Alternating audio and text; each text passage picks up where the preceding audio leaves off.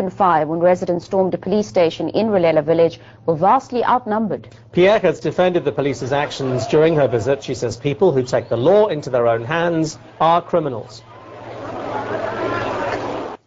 It is nothing else but criminal. That is taking the law into one's hand, and we are pleading with the community members to refrain from such activities because our country has all the laws, the infrastructures, the agencies, and every other thing that we need to deal with those aspects.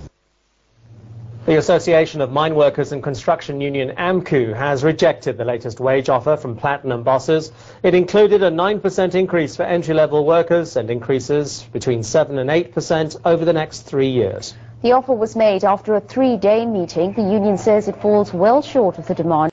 1,500 rand salary for entry-level workers. Major platinum producers are losing close on 200 million rand a day as the strike now enters its second week. Miners, meanwhile, losing up to 88 million rand a day in combined wages.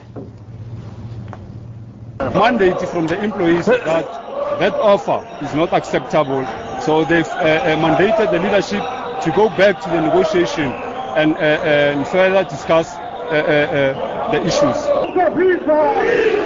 The offer that has been made by the employer does not address the issue of the poverty wages to the workers, and the workers have made it very clear to us that they reject completely the offer that has been made by employer. The issue on the table is 12,500.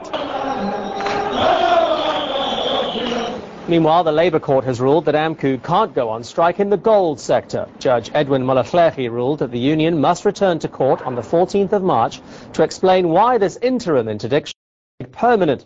The union wants an entry-level salary, just like it does in the platinum sector, of 12,500 rand.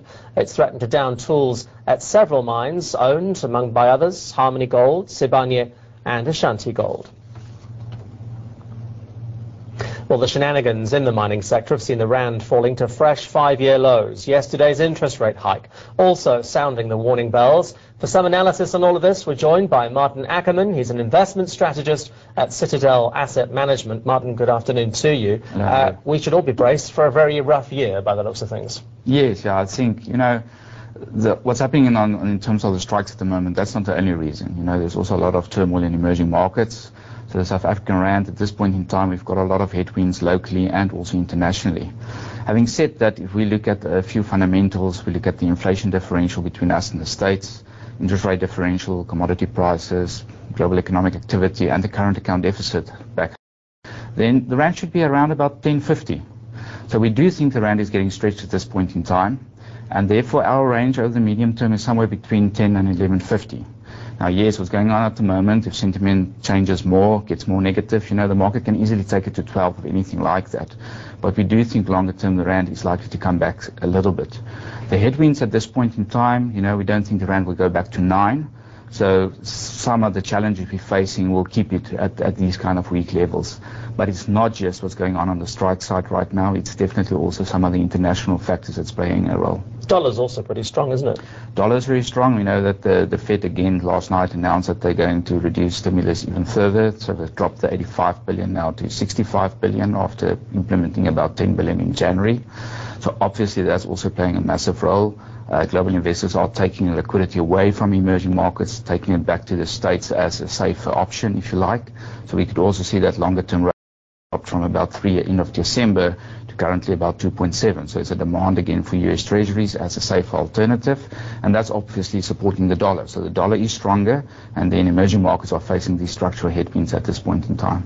Your peers in economic analyst circles seem to suggest that we might have to wait till after the election for the rand to strengthen. Is that your view as well? It's always difficult to call short-term movement on the rand. Like I've said, we do think it's getting close to the top end of the range in terms of the way we see the world. Yes, there's a lot of things at play at this point in time, like the elections. The strike activity going on is definitely adding to the negative sentiment towards South Africa.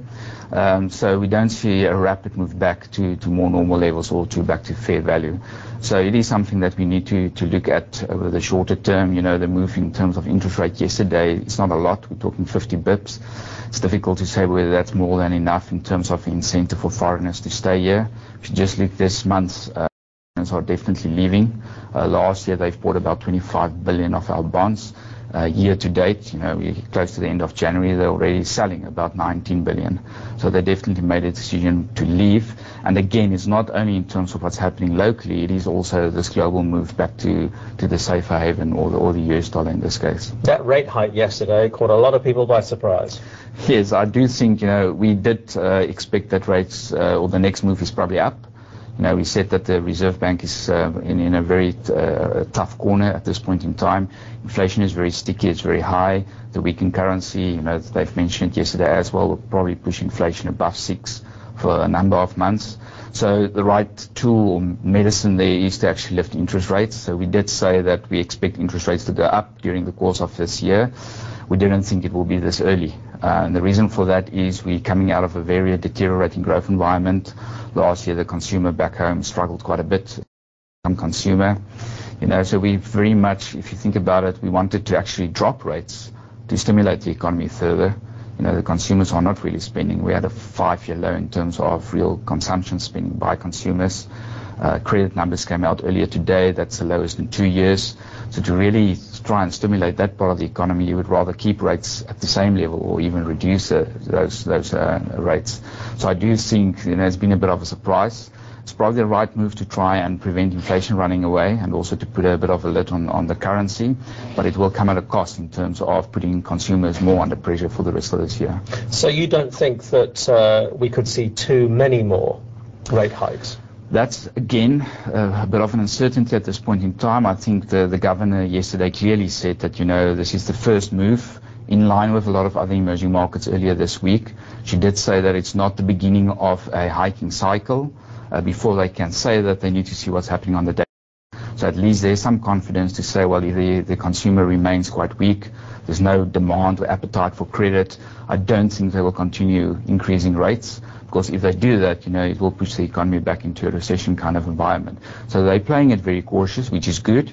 They also didn't do this at all to influence the currency, which I think is great because the Reserve Bank's got a lot of credibility internationally that they don't really intervene with the currency. So she made it very clear that they're doing this to try and prevent inflation running away from that 6% upper limit. Well, I think a lot of people watching are hoping you're right that we won't see too many more rate hikes this year. Maarten Ackerman, thank you very much indeed for coming in this afternoon. In other news, International Relations says it won't respond to claims that a government visit to Yemen compromised efforts to free Pierre Korki. The negotiator who tried to secure his release says talks broke down after a South African delegation appealed to al-Qaeda on Yemeni television. Fearing for his life, Anas al-Hamati is now seeking refuge in Dubai. He says he's no longer in contact with the kidnappers. The government's policy is not to pay ransoms, but the kidnappers believe ransom money of more than 30 million rand changed hands when Deputy International Relations Minister Ibrahim visited Yemen. After the visit of Deputy Minister, he came to Yemen to send a message to Al-Qaeda.